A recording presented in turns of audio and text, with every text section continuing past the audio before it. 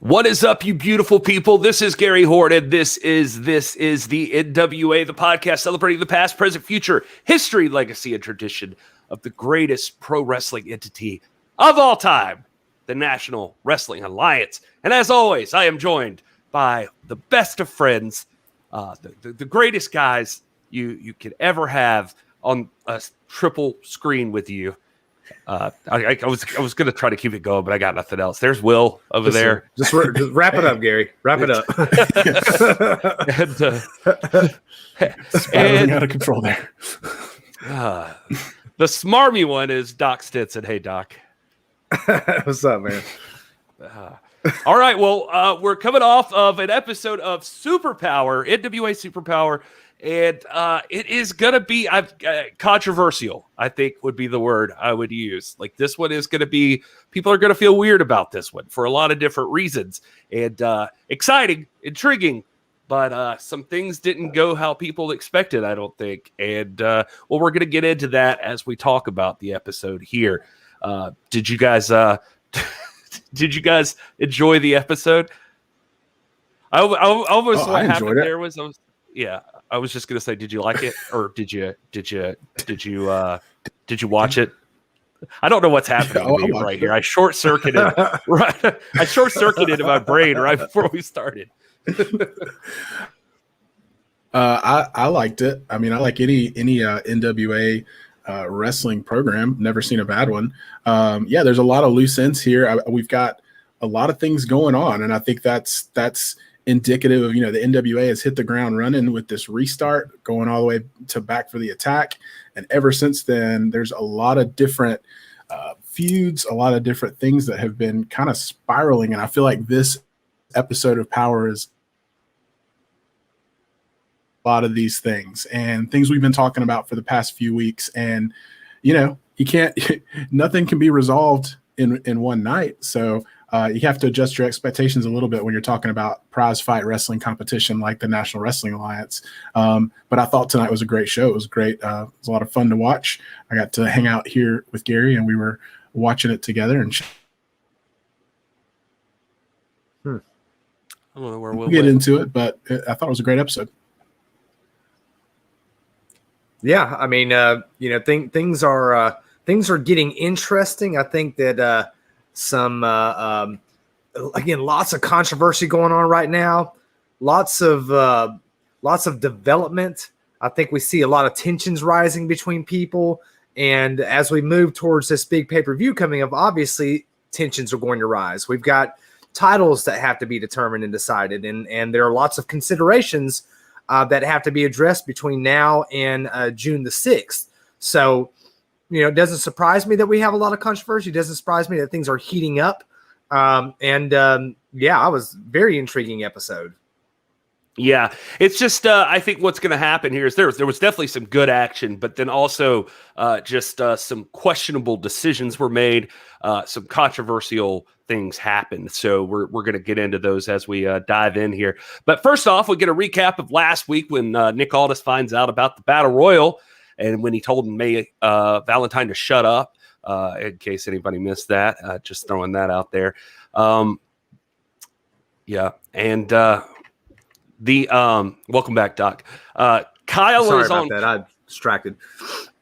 we open up weirdly with Kyle on commentary, and he switched places with Joe Galley. Kyle's over there with Tim Storm and Velvet, and they're throwing it over to Galley, who is standing at the podium with Strictly Business, and Nick Aldis addressing the folks at home and Joe Galley and people in the crowd, saying that after everything he's done for the NWA, after all he does for this company currently, this is how this goes down. Billy Corgan's trying to bring back the Attitude Era, I believe he said. He said now in the year 2021, after all of this, we've got a 14-man battle royal that's going to decide who the number one contender for the world's heavyweight championship is. He's very frustrated. You can see that. He feels like he was left out of the loop on this thing. And he talks about how they could have been Tom, if Pope hadn't run away from Tom, basically that entire match. And you know, they would be the most decorated group in the business, and this is how they get treated. And long story short, I'm sure there's something I'm missing that Rob's going to bring up. But the main thing here is that we get out of Nick is he says, as of right now, since this battle royal, he keeps hearing about champions, current and former champions aren't allowed in there.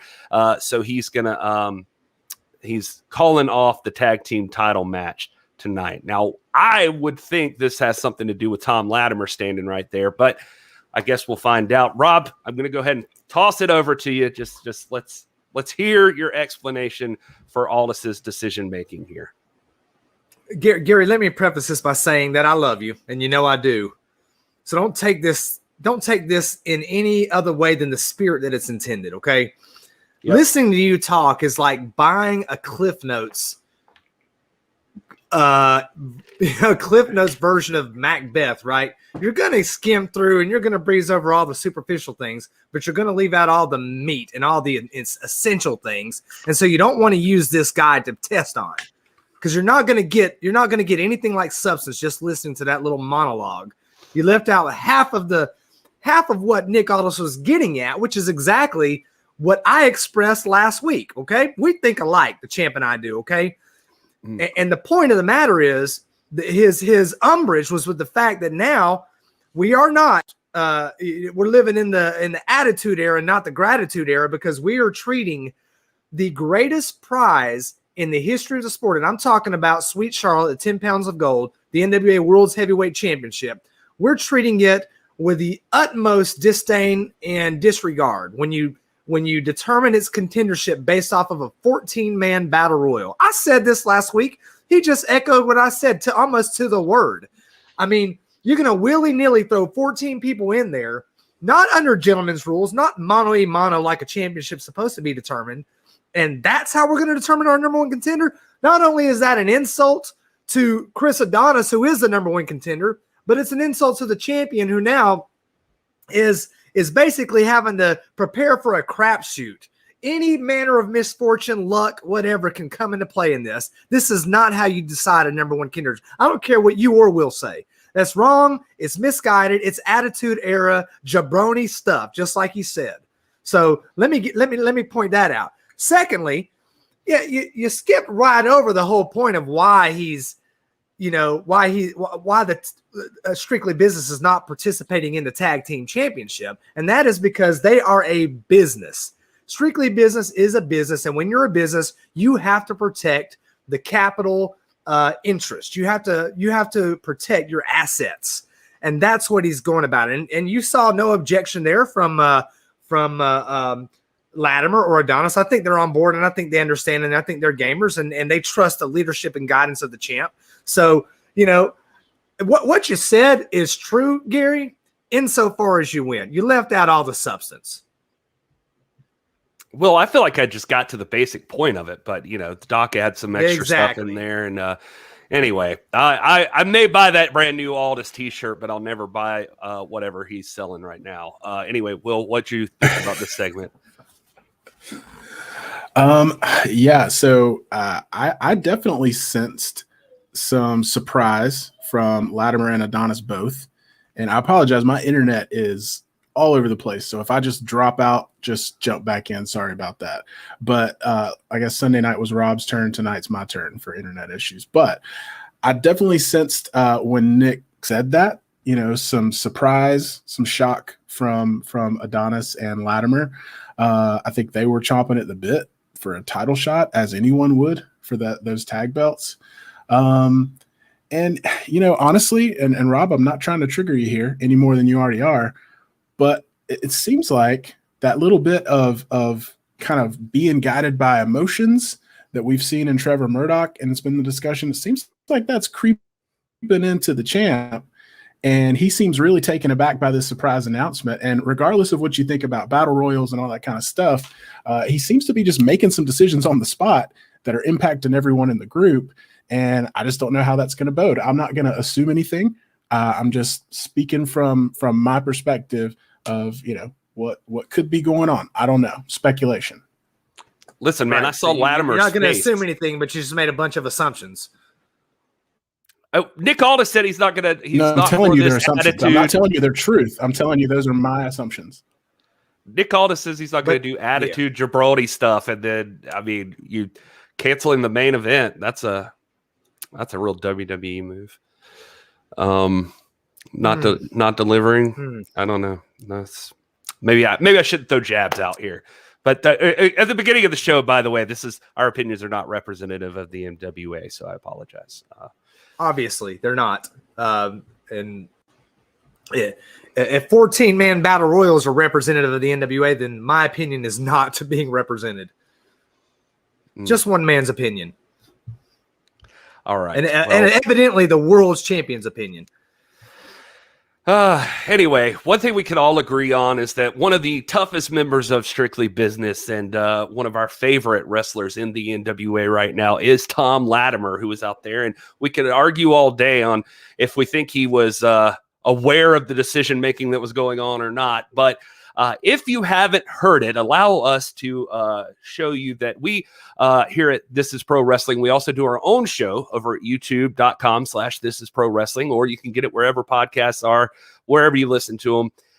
The show, we do interviews, we do, recaps, that sort of thing. But this week for the show, we had a interview with the great Thom Latimer. He hasn't spoken in quite a while, and thankfully, he was willing to sit down and talk with the Doc and I for a little bit and just express some stuff about himself, tell a story of redemption, and just a great story all around from Thom Latimer. And I think you guys would dig it if you check it out. And just wanted to show you a clip from it if you haven't seen it already. And here's a little bit of that interview with Thom Latimer. When I kind of look back at my life, I go, wow, what?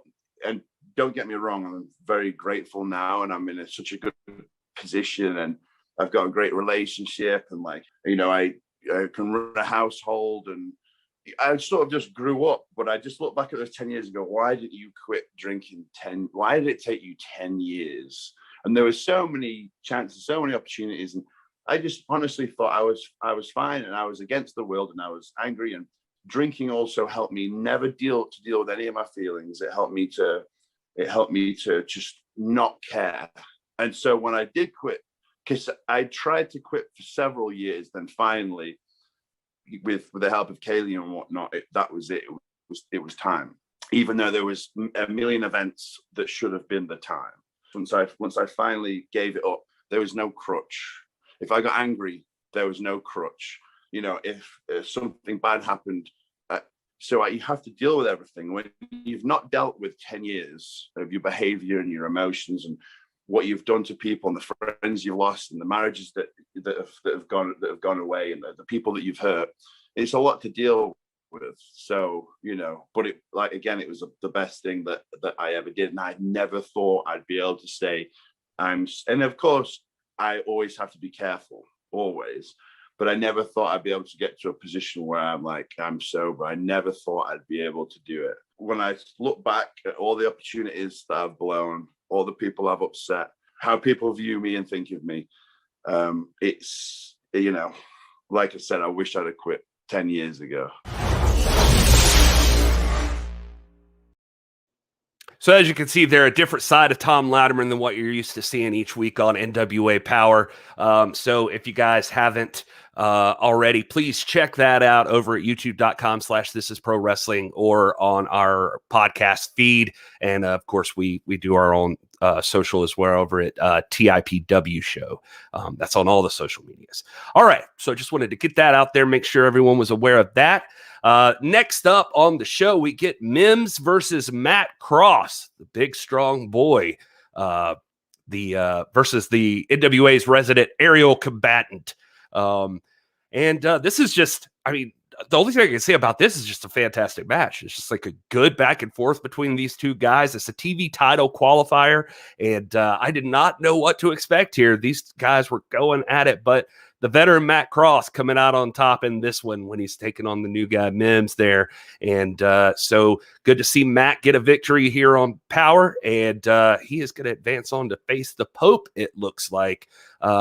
Guys, your thoughts? Will, I'll throw to you first.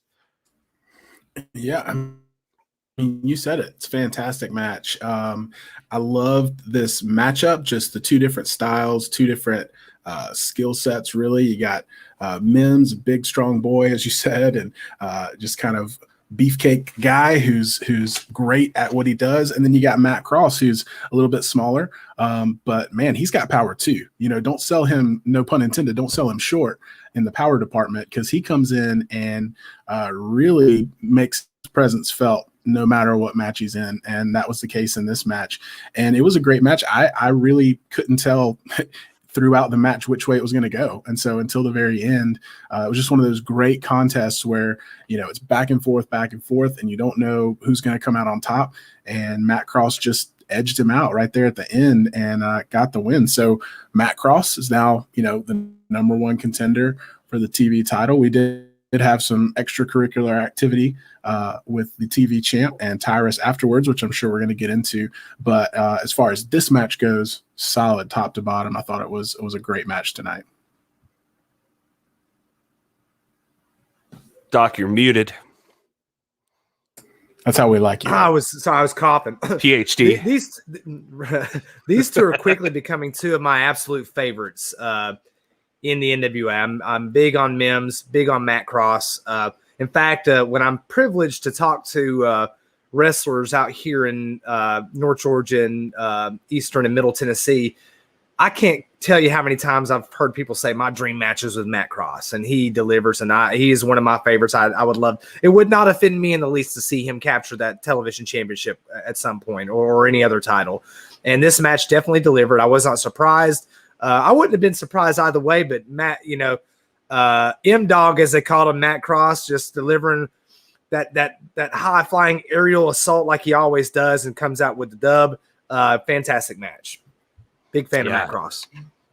And well said about that Matt Cross information. I mean, we even heard the champ himself say in an interview just recently that, you know, if he could pick out an opponent, one of them he mentioned was Matt Cross, said he and Matt Cross could tear the house down. He knows that. So if things go Matt Cross's way, he is well on his way to possibly making that happen. So we're going to have to stick with Matt and see what happens when he goes up against the Pope.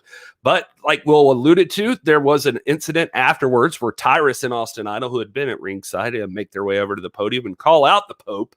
And the Pope comes out. He's aware of his surroundings. You can tell he's a little suspicious of what's going on. But essentially, Austin Idol ends up just congratulating the Pope and saying, you know, I like what you're doing. You've been successful. You've held on to that TV title, and you're getting closer to the lucky number 7. Offers to shake his hand. But Pope, not quite feeling that. It doesn't seem like he still thinks something's up the sleeves of Austin Idol and Tyrus. But it seems like possibly Tyrus has other goals, or Austin Idol has other goals in mind for Tyrus. Doc, do you have any thoughts on what you think's going on there? No, I mean, I want to commend Austin Idol for recognizing Pope's accomplishments up to this point and offering to shake his hand as a gesture of sportsmanship and gentlemanly respect. So I don't know. I don't want to speculate on what's going on in Austin Idol. Who knows what's going on in Austin Idol's mind? I mean, he's like the champ. He's a chess master, you know, so he's always 2, 3, 4 steps ahead of everybody. And it'll be interesting to see where this goes. But, you know. Will, any thoughts on that interaction? I mean, yeah. I mean, you can't blame Pope for being a little skeptical. And, you know, all a legend in his own right and a brilliant wrestling mind, regardless of what you think about his antics on the microphone and as a manager. But, you know, I'm a little conflicted because he seemed genuine, but at the same time, it's just one of those things where you're like, you know, you can feel a turn coming in his tone maybe. And you're just like, is this, you know? And so I think Pope's a little conflicted. I think, you know, him and Tyrus have a history. They had a great match that went to the time week, and so they're kind of in a space where there's definitely some mutual respect there, but I don't think there's 100% trust. And that was the vibe I got from Pope's reaction and his refusal to shake hands with Austin Idol. So It's interesting. Maybe Austin Idol's trying to clean up his act as he welcomes more students into the Universal Wrestling College, which you can go to that website, universalwrestlingcollege.com. So if you want to sign up and learn from a man like Austin Idol, he's the manager of champions. So and Rob might tell you he might be a reason that Nick Aldis is the world champion. Or what his first championship, I guess. I mean, he was involved. He's not a reason at all, but he was involved. I did want to point out, I've seen this commercial a few times, but it just struck me. He makes a subtle Jerry Lawler reference in that commercial. Did you catch it when he's talking about he's shaving heads and this and that? I'm thinking back to that that infamous Austin Idol Jerry Lawler cage match. I'm like, man, why did I not catch that before? But we recently ran up on the anniversary of that match just a week or so ago, and so maybe that's why it's in the back of my mind. But I thought that was a nice little subtle Jerry the King Lawler reference in there. Very cool. Speaking of turning over a new leaf, another person that's been turning over a new leaf recently in the NWA is Aron Stevens, who's in the back with May Valentine, and May is talking to him about where his head's at right now. And he's saying he's focused. He's trying to stay focused on the tag team titles. He's been working on, like we said, turning over a new leaf. And May, ever the interviewer here lately, she's digging in a little bit further and asks how he's really feeling deep down inside, which Aaron's like, well, you're going to need, a cup of coffee and a therapist chair, if you were to really get into that. But assuming you're talking about Kratos, he's a little, that things are what they are, but he's trying to keep his mind right and focus on defending the tag team titles. And that's their goal tonight. And, that's as far as he's concerned, that's business as usual, it seemed like. But just curious there, Will, did you have any thoughts on the Aron Stevens as far as the tag team titles go and everything? Yeah, I mean, it seems like his head's in the right place. I think he's fully aware of, his own kind of turning over of a new leaf. And he's aware of the fact that he hired Kratos as a mercenary, as he said, to come in and help them get those belts. And so, a lot of the things I've been saying and we've been chatting about the last few weeks about them getting on the same page. I'm a little more hopeful about that because I do think that Aron Stevens is aware of what's going on. So he's not completely removed from the situation where he's feeling shocked or anything. I think he's aware that he's evolved a little bit as a person, and Kratos is being Kratos. Kratos is being the person that Aron Stevens recruited him to be so that they could win those titles. The question still is just, can that coexist in a championship match? We didn't get to see that tonight, unfortunately, but we're going to have to at some point to see how this new evolution of Aron Stevens works with the Kratos, the dangerous monster that, we all know, how those two are going to coexist and defend those titles. And that'll be the interesting thing to see. Well said, Will. Very well said. And I'm seeing, as you're talking, I'm sitting here thinking, man, where have we heard that before? Oh yeah, I said that. I said the same thing. You're right. Aron Stevens. First of all, let me take my hats out, as I'm always obliged to do when May Valentine comes on. I'm always so impressed by her ability to interview and to always go after the elephant in the room. She's always asking the questions that we're contemplating. We go and we have a little small talk about how do you feel about them, Strictly Business pulling out. And the question goes on and the answers go on. And then, May goes for the jugular. Tell me what's really on your heart. I really want to know what you're thinking right now. Where do you sit with Kratos? She's thinking exactly what I was thinking, what Will was thinking, what you were thinking, Gary, what everybody who was watching was thinking. And then Aron Stevens gives the answer, like Will just said, that I articulated last week or the week before. Kratos is a mercenary. That's why I hired him. We're not going to be best buddies. We're not going to be Ricky Morton and Robert Gibson. We're not going to be Beautiful Bobby and Loverboy Dennis. We're not going to be best friends. We have a job to do, and that's where our union is relevant, to protect these titles. And all, as long as they're doing that, as far as I'm concerned, if that's their interest, then that's the only page they need to be on. That's as much of a same page that they need to be on. not going to disagree with that by any means. I mean, all you need is to be able to count on your partner to be there and do his job, and that's what Kratos is hired to do. So at least for right now, that seems to be the goal, and there's no reason to believe he wouldn't continue to serve that purpose.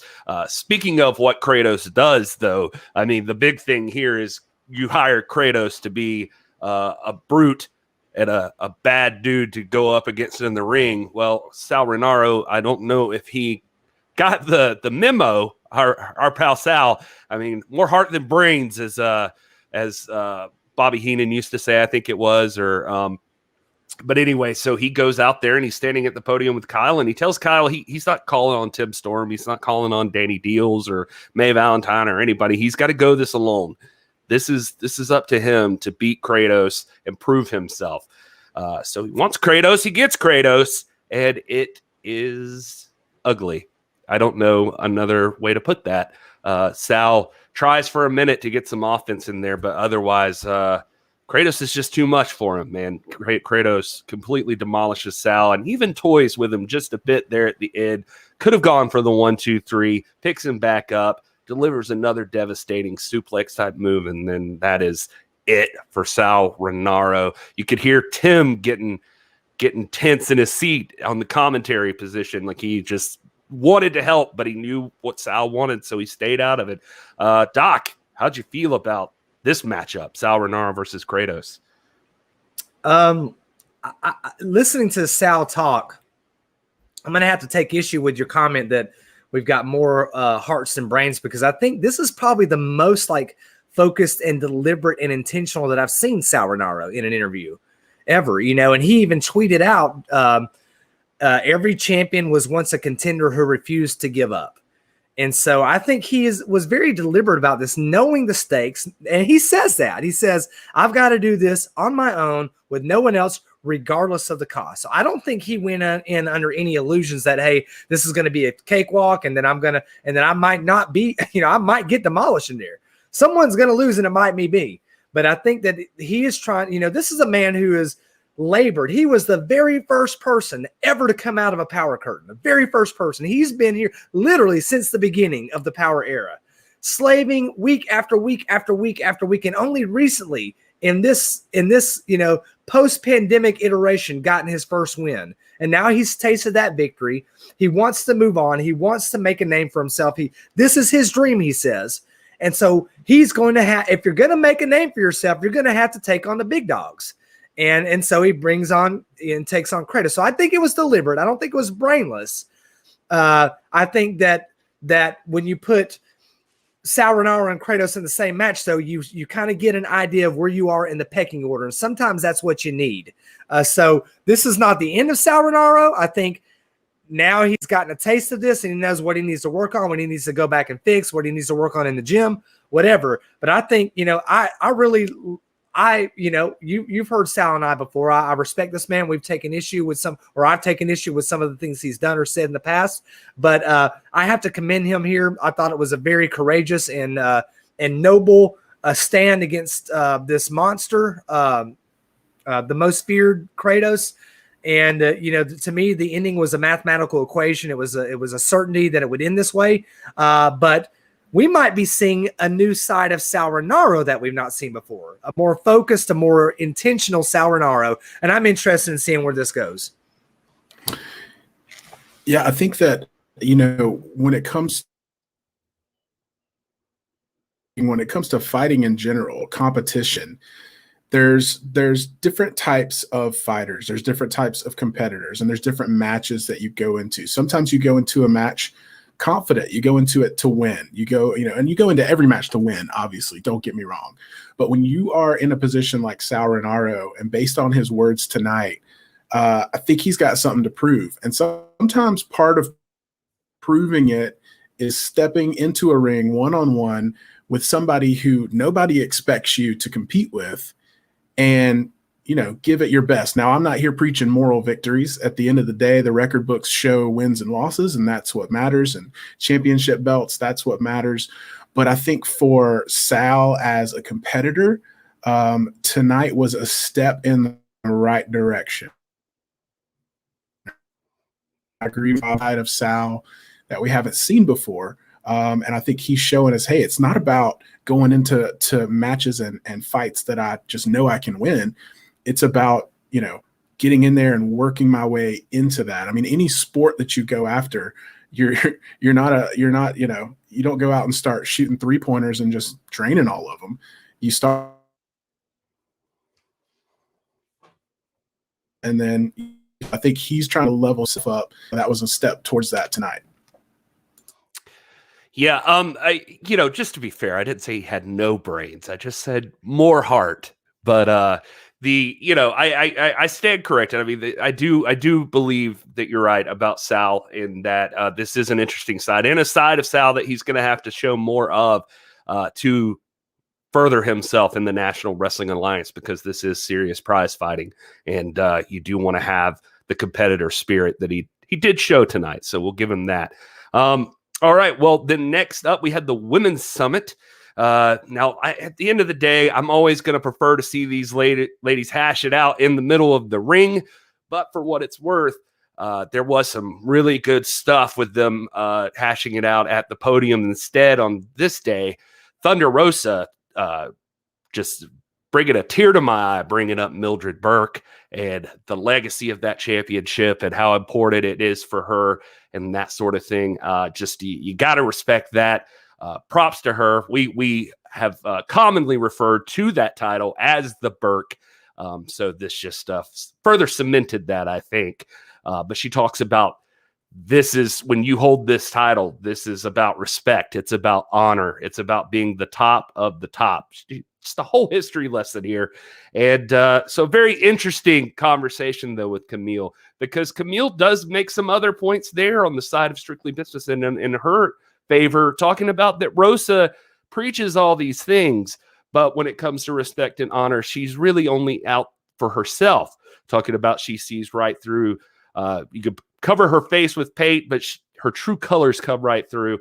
And points out that she keeps looking out there. She's Camille is NWA through and through, but she keeps seeing Thunder Rosa pop on other shows all over the place. So what's the story there? Is she dedicated? Is, where do her loyalties lie, essentially? And this leads directly into, as the argument goes on, what the stipulations of their contest is going to be.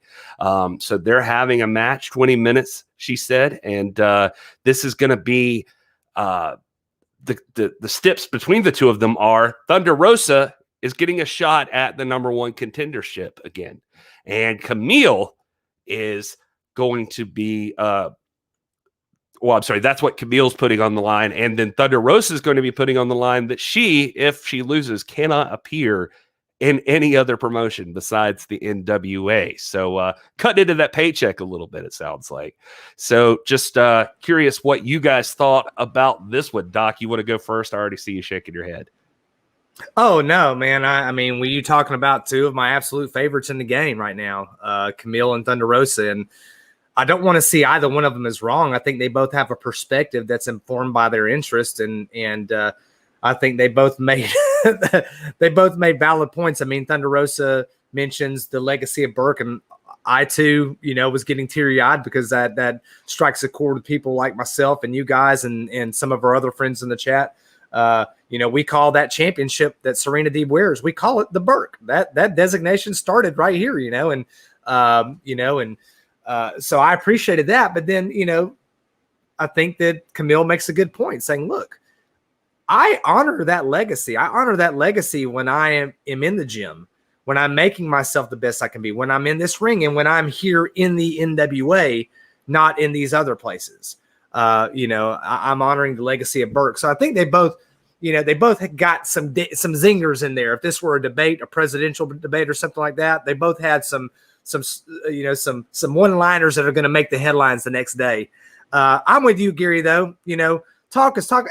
And to Camille and Thunder Rosa's credit, I think they're with you too, though. I think that both of them would much rather hash this out in the ring than in a debate or in a forum.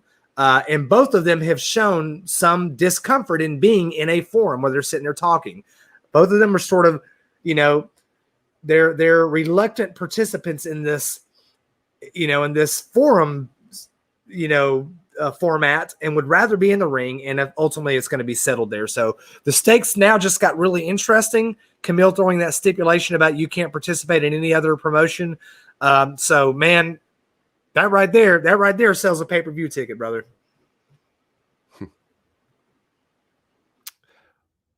Will, did you have anything you wanted to add on that one? Try to, if my internet will allow me. I apologize for all these issues, but yeah, I mean, I agree. I think there's valid points on both sides. I think that at the end of the day, we all just want to see it settled in the ring, and I'm just happy that we've taken a step in that direction. So, absolutely. Well, then that leads into what would end up being our main event. We'll get to that part in just a moment. But Slice Boogie takes on Jax Dane in a Falls Count Anywhere match. And it, I got to say what you will about the ending, and if you felt like that's what you were hoping for, but this match, as good old Jim Ross would have called it, was, well, no, I don't want to say bowling shoe ugly, because it was brutal and it was beautiful. It was violence, and these two took it to each other like nobody's business. I mean, it was everything you could want out of a match between these two bruisers, and all outside of the ring. And let me tell you something, having been in the GPB studios, that floor does not have any give to it. And they're just dropping each other with suplexes out there on the floor. And it's just disturbing when you see one of those guys get thrown around like that and just land on that solid floor. Also, the chairs come out. Slice Boogie going after Jax with the chair, which draws some concern from Crimson, it seems like, who walks out, and he's carrying a towel, and it looks as though he might toss in the towel for Jax Dane. Not even sure if that's a possibility. But what I do know is that Crimson's waiting outside the ring, and Jax gets the comeback. He's working on Slice Boogie, but he goes for a big blow at the side of the ring there as Crimson's jumping up to get into Slice's face. And instead of hitting Slice, Jax Dane hits Crimson, knocks him to the floor with a very, very hard thud.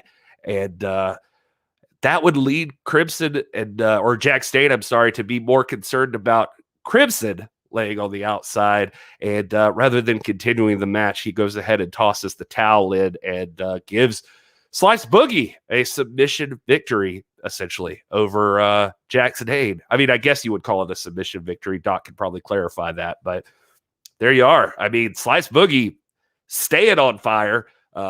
Questionable, you could question the tactics, but the man's still there, and he is undefeated in the NWA as far as I know. So, Doc, you have thoughts on that matchup? Yeah, I mean, you guys like to come on here week after week and talk about the tension between Strictly Business and Aron Stevens and Kratos, but you never talk about the tension between Crimson and Jax Dane. You just like to gloss over that. And here we are, obviously, two guys, the War Kings now, one of the most decorated tag teams out there, two of the most decorated athletes, one of the most anticipated unions in the promotion, and one that I like a lot too.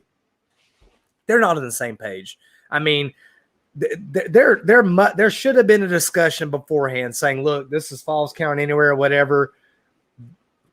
Don't come out. There's no reason for why is he out there with a towel in the first place? Like, does he anticipate having to come to Jackson? I mean, there's a lot of questions there for me. So I think y'all need to lighten up on the scrutiny over Aron Stevens and Kratos and Strictly Business and start scrutinizing what's going on here in this relationship. Well, I don't think that we took anything away from. No, I mean we've been talking about it, but there's a difference between being the champions and not being the champions. That's why we fixated a little more on Kratos and Stevens. But I'm with you, Rob. You're preaching to the choir on this one. There's definitely some tension there, and it's heading somewhere. Something's going to happen because it seems like every time we see these guys in a ring, together or separate, the other one's playing a role somehow in how it ends up. So something's going on there, and it'll be interesting to see what it is because they're heading somewhere with it. Right, hey, and Crimson was pleading with Jax Crimson was pleading with Jax to, hey, I'm good to go. Go on, bring it home. It's like when me and Gary were at the restaurant and he had one, one appetizer and sandwich too many. He was like, Rob, go on without me. I'm good to go. And so, I did. I left him there and he found his own way home. But you know what I'm saying? It's like something's not right, man. Something's not right in there in the land of the War Kings. So Rob, we need to get an interview with those guys, Gary. No, I think you're right. We got to see if those guys are on the same page. I wasn't going to argue with you that I'm with you that these guys have not been on the same page since the beginning of Powerrr, since this season started. They could be the number one contenders right now if they would get it together. They obviously could be the most dominant tag team in the business if they would just get it together, and they're not. But anyway, speaking of eating, some of the things you're saying tonight, Rob, I could eat a whole bowl of alphabet soup, poop out a statement smarter than anything you've just said. So here's the next thing. We're moving along here. So we've got that confusion. Now we think we're getting our tag team match. And we had to get here because I gotta know what Rob's thinking here. Even Joe Galley, everybody, they're anticipating Aron Stevens and Kratos defending the tag team titles against Thom Latimer and Chris Adonis. And instead, nobody can find any of them. Strictly Business is not even in the building, supposedly. So that match is just canceled, and we get a very awkward ending to NWA Superpower tonight, and one that's going to cause a lot of controversy. I think a lot of people were left disappointed. Where was the tag team title match they were promised and it was advertised? And the only folks it seems to blame are Strictly Business. Now, is that good business, Rob, when you don't show up for the tag team title match that you were promoted to be on? I think that you need to. Protect your capital asset. But I'm sitting there scratching my head, like, where were you guys at the beginning of this episode? The champ said there would be no match. He said it. Why is anybody surprised? The champ is the CEO of Strictly Business. He's driving the agenda. And he sat there and told the entire world, the entire NWA public, me, Will, and you, Gary, that this match wasn't happening. And so why in the world are we sitting here crying like we're shocked? We were told not to expect it. So maybe you guys aren't listening to what the champ is saying. Whoa. Not you guys, not anything, because this is one time, just to show you that I'm impartial in all this. I know you don't think I am, but this is one time that I actually really agree with you. I was very confused that we even got to this point in the show, that people thought there was still going to be a match, because despite my personal opinion about the champion, real world champion, Nick Aldis, and his antics and Strictly Business, and where my perception of them and what they do, whether it's right or wrong, he is the champion, and he is, as you said, the CEO of Strictly Business. And in my opinion, that should have been final. So I'm kind of a little befuddled too at how we got to this point and we didn't just fill the time with something else. He told us clearly at the beginning of the show that the match wasn't going to happen. So this might be a surprise, but I'm at this point, Rob. No, listen, I appreciate nobody, wait a minute. Nobody's saying that Nick Aldis didn't say this at the beginning. Yeah, you could expect, I guess, if he's going to deliver on his word, you don't get the match. My point is just because I tell you I'm going to screw you over, does that make it easier or better for you that, he took away a tag team title match from the fans right here? No, Gary, you got it all wrong, man. He didn't take anything away from the fans. He's sending a message to Billy Corgan saying, you want to have some antics here and throw a 14-man battle royal on me, and you don't think I don't have any leverage to wield? So here, I got one for you too. There is no tag team title match tonight. I'm protecting the asset. To me, it was a reasonable move. I don't care what anybody says out there in the Twitterverse or out in the chat or out there or what you say, Gary. This was a sound decision. He told us he was doing it, and he did it. He delivered as he always does. Today is the 934th day of this reign. Hashtag and still your world's champion. For a reason, Gary. Aldis is not the president of the NWA. So I don't know where, first of all, that he gets to make these decisions. Second of all, I don't know how this is doing. This is No, wait. Just because of his beef with President Corgan, he gets to decide to take away a tag team title shot from Thom Latimer and Chris Adonis. Does that seem like good business? They are acting in concert, and no, he is not the president of the NWA, but the NWA is not just some quirky, gooey substance flowing out there in space. It is a collection of talent. And when your number one talent is strictly business, then guess what? You're bigger than the president of the NWA. You are, in fact, the NWA. And so, checkmate. No, listen, I'm just saying this is clearly a man focused on his own desires, not as a collective, not as a team, not for strictly business. If he cared about them, he would want to see Thom Latimer with some gold right now. He would want to see Chris Adonis with some additional gold. He would be in support of a tag team title match to show the dominance of strictly business. You know what it is that he's doing? As he kind of alluded to it there. It's just like he knows in that battle royal that there can't be any champions in it. And you know who's not a champion right now that he's keeping that way? Thom Latimer. That's who he's keeping from it, because he wants Thom Latimer to enter that battle royal and take over, because he doesn't have to worry about Thom Latimer coming for his title. That's what Nick Aldis is hoping. You know what, Gary? I cannot wait to see next time you talk or have a discussion with Nick Aldis. I'm going to tell you right now, this champion right here is not sitting here on perched up on a throne, cradling something and protecting it like no one else can have it. He will be the first one to tell you that he will hold that title as long as he can keep it. And if it happens to be Thom Latimer that takes it, or Chris Adonis, or whoever, one day, maybe 100 days from now, maybe 1,000 days from now, then he'll be the first to say, I'm not crying over spilt milk. You were the better man this day, and you're now the champion. But today is not the day. And he is protecting the asset against some maneuvering between Billy Corgan and evidently Joe Galley, the mushmouth BDI questioner out there at his cozy little broadcast booth. But I cannot wait to see you engage Nick Aldis again, and you ask him that line of questioning like you're throwing out here right now at the protection of your keyboard there and your computer screen. First of all, I said it out loud. I didn't type it. Let me ask you this, Rob.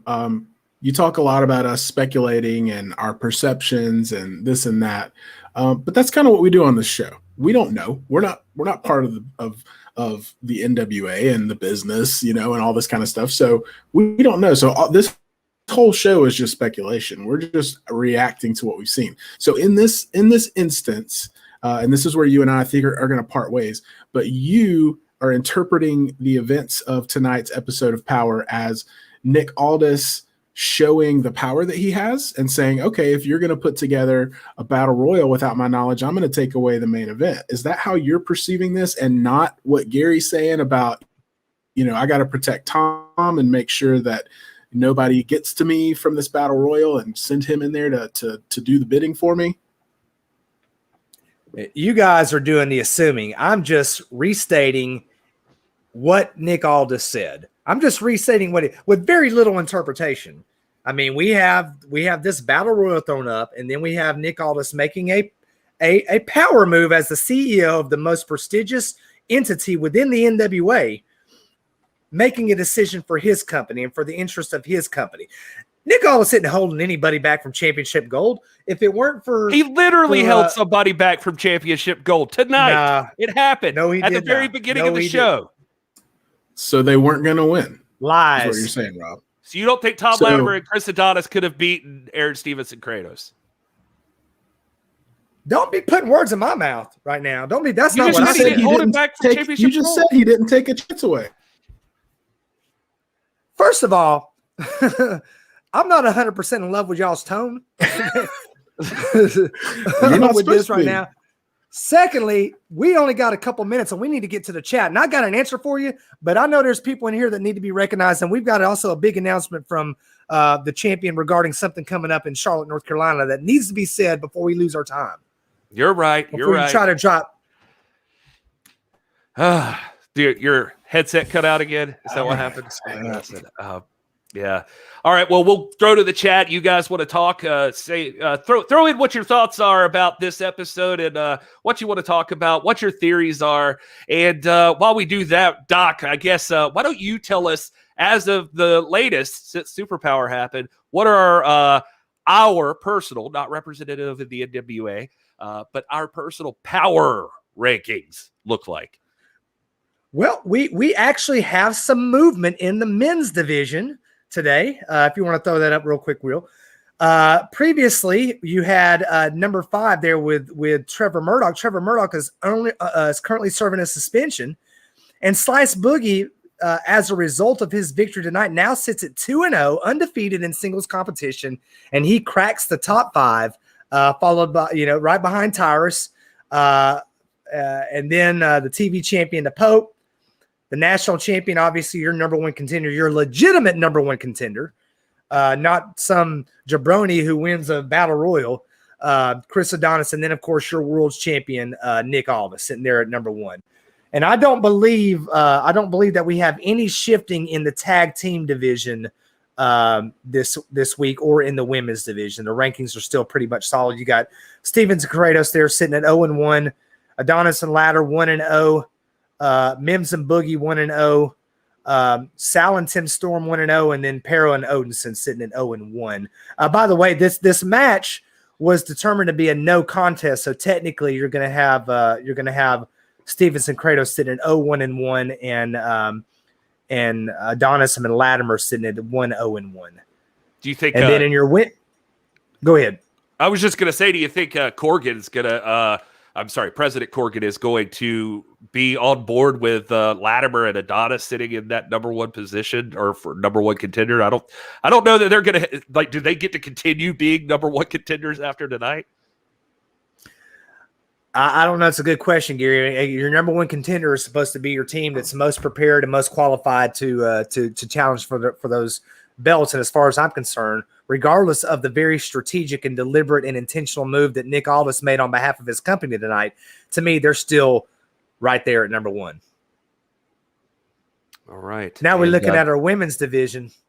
Obviously, Alex Gracio. We did not see a women's match tonight. The last match we saw was between Genocide and Sky Blue on PowerrrSurge. That was last week.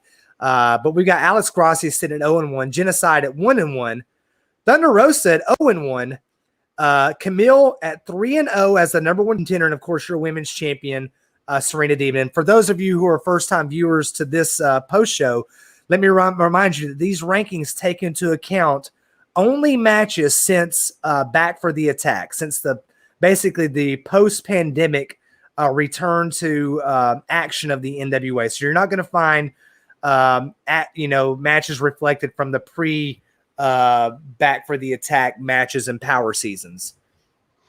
All right, very good. Thanks for those rankings. There is a question in the chat that I do want to reference here for you, Doc. But before we get there, things are picking back up from the pandemic. Movement is starting to happen, and it looks like even things like the Aldis Crusade could be revving back up for business. Doc, you want to talk about where we might see the Aldis Crusade resume? I'm going to tell you, man, say what you want about this champion, but I think no one can legitimately deny that this is a fighting champion who, if he could, would be in that ring defending this belt every day, every opportunity he gets. He also understands that, the belt doesn't have to be defended every day. It's a prize. Prize fights have, you got to take time to build this up. People have to earn their way. And, a match once or twice a month is appropriate and whatnot. But, there have been times during both of these reigns where Aldis was defending this belt, every week, sometimes multiple times a week. And we've got a defense coming up very soon. Well, hopefully it's a defense. We don't know if it will be we know there'll be an NWA title match. We don't know if Nick Aldis will be in it because we don't know where the landscape of the wrestling world will be on July 24th at the gathering. I just wanted to point out that I assumed he would still have it there, so you could rub that in if you'd like. But anyway. No, that's a fair assumption to make because we've got so accustomed to the dominance of this champion, and he very well might be. But there will be an NWA title match at the Gathering in Charlotte, North Carolina on July 24th. Now, here in the immediate future, and I'm talking about in the next couple of days, your real world's champion, the national treasure, Nick Aldis, will be at Celeb Fest in Baltimore, Maryland. Saturday, May the 15th. I'm talking about this Saturday, alongside names like the great Kevin Nash, Mark Henry, and the legendary Ted DiBiase. Lots of names going to be there at Celeb Fest. So get your tickets. Make sure you make the pilgrimage out. The Bearded Trio and I have made many pilgrimages out to places like Grimsley, Tennessee, very exotic locations. You know, we obviously are regularly in Atlanta. You know, if there were to be another defense in Omaha, Nebraska, you can best believe that we would be out there to support the champ and more importantly, to support the NWA as often as that championship and that prestigious title are defended. So anyway, you've got a couple of big events coming up. Saturday, May the 5th, this Saturday, Baltimore, Maryland. Nick Aldis will be present alongside Kevin Nash, Mark Henry, and Ted DiBiase, and many others. And then July 24th at the Gathering in Charlotte, North Carolina, the NWA Championship will be defended. Will it be Nick Aldis defending that belt? I don't know, but I'm going to tell you right now, I'm a betting man, and my money's on the dealer.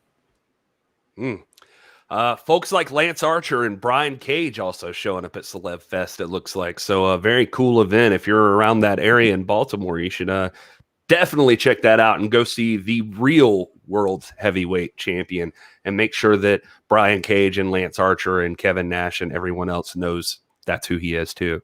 That if they want a piece of that action, they got to come to the NWA.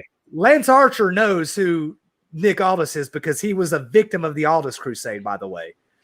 This is a man who ran roughshod over every major piece of that roster. So, Lance Archer knows who the champ is. I promise you. Well, Rob, in the chat, just since we like to hit on the history sometimes, you know, with the stuff we do. In fact, we have a history show that we focus in on. Stan in the chat, he brought up, he wanted you to compare, he says, please mention the comparison of Nick Aldis' NWA World title defenses to Ric Flair's variety of NWA World Heavyweight title challengers. He says Ric Flair's was repetition on the, I think especially the second time around, maybe? Or maybe it was later. This is a gentleman named Stanley Hitt, someone that I've gotten to know on Twitter. It makes a really good point.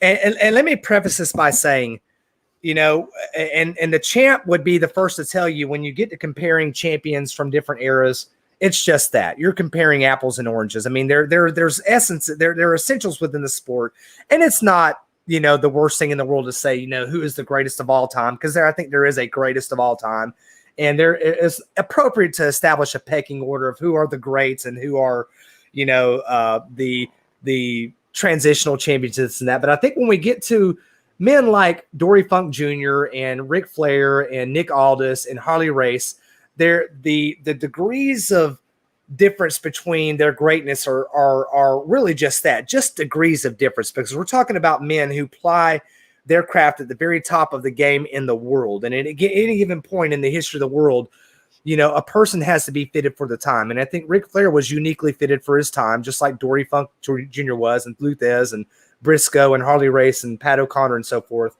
But there's no denying that Nick Aldis is suitably fitted for this time, and he's adapted to this age in which wrestlers are bigger. They're much more genetically impressive. And not to say that there weren't genetically impressive people back. I mean, look at the body of superstar Billy Graham and tell me that guy wouldn't fit in today's modern rosters.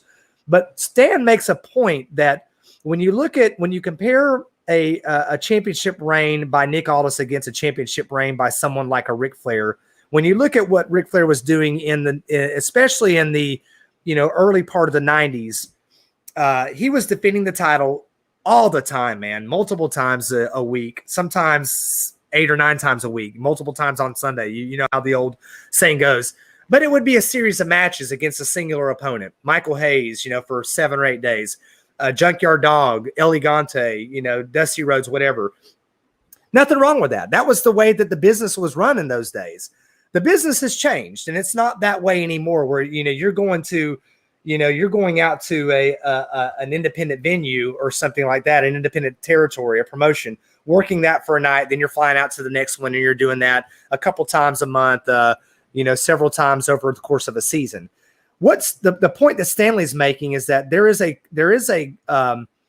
there might be a quantitative difference right now between what Flair did and what Nick Aldis is doing, because Flair was defending it more, but Flair was defending it more against the same opponent. Whereas if you look at Nick Aldis's opponent, his list of opposition is so much more diverse. I mean, he's getting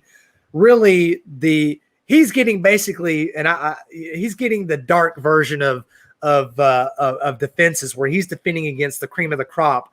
And you get your shot, and you might not get a shot again for a while. So you got to make it count then and there. Whereas Flair, if he's fighting against Michael Hayes, Michael Hayes is going to get a shot at that title for about 8, 9, 10 times in a row. So that's the difference. We're talking about a qualitative difference in the reign, and a quantitative difference. But I think the champ would be the first to tell you that's a feature of this being a different time in the sport.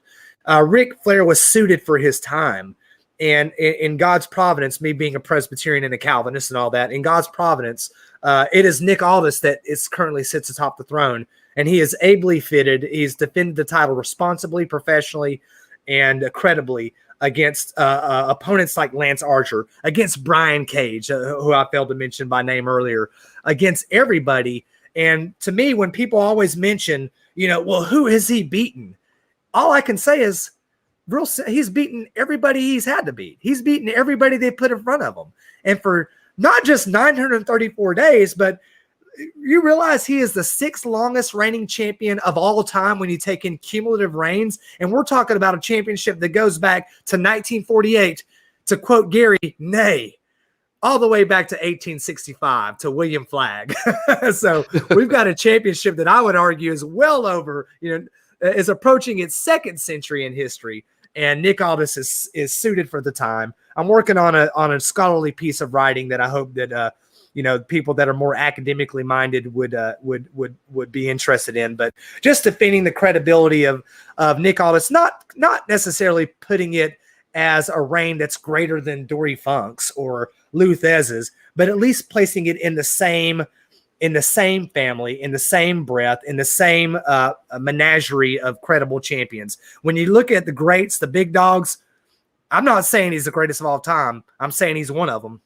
He's definitely in that conversation. You're not going to find any arguments on that point. We do respect the reign of Nick Aldis, and although I may question him from time to time on his methods, I will never credit or question his credibility as the champion. So, all right. Well, unless you guys have anything else, I guess we got to probably wrap this thing up. I love to talk in the chat. The NWA is alive and well. The chat going all about. Everybody's ready to get there live. I can't wait to see everybody there live. Maybe one day soon we'll get an announcement about that, and we'll find out more people can be let in, because I think everybody just wants to.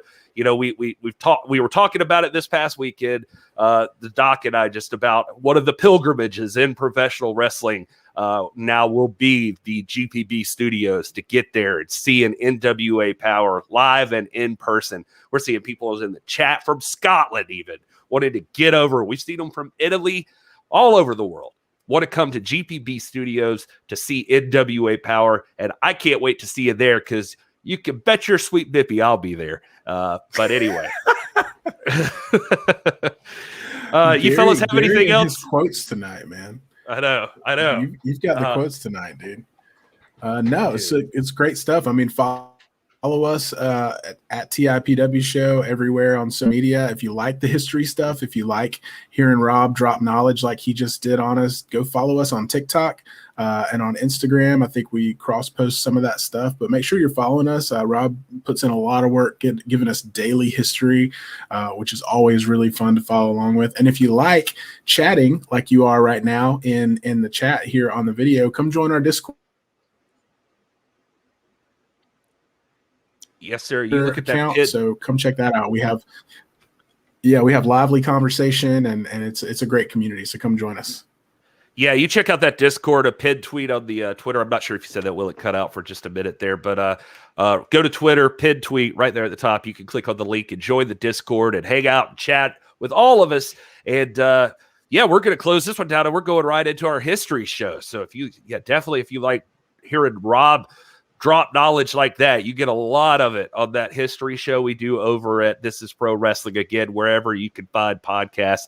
But till next week, you guys, this is Wil Martin. This is Dr. Stinson. This is Gary Horne. If you follow us, we'll be back on Sunday. But, otherwise, we'll see you Tuesday. And until then,